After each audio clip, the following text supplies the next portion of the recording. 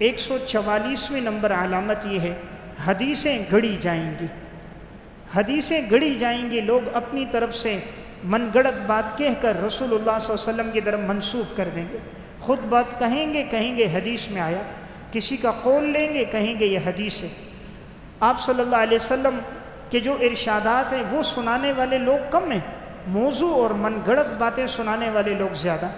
آج کل میسج کے ذریعے سے لکھ دیتے ہیں حدیث ہے، نیچے لکھا ہوتا ہے بخاری مسلم، حالانکہ وہ روایت بخاری مسلم میں ہوتی ہی نہیں۔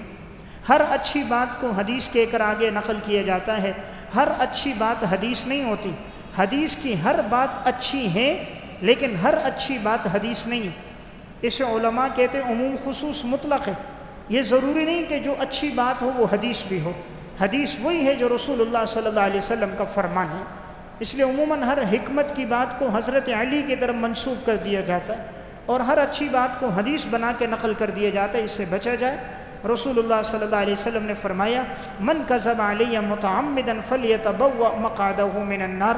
جس نے میرے اوپر جھوٹ بولا اس شخص کا ٹھکانہ جہنم ہوگا۔ تو رسول اللہ صلی اللہ علیہ وسلم نے فرمایا یکون فی آخر الزمان دجالون کذابون،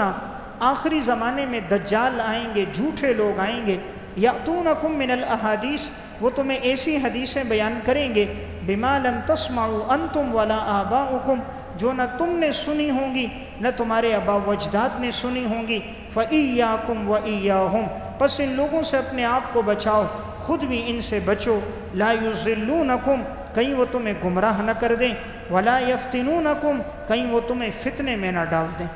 یہ صحیح مسلم کی روایت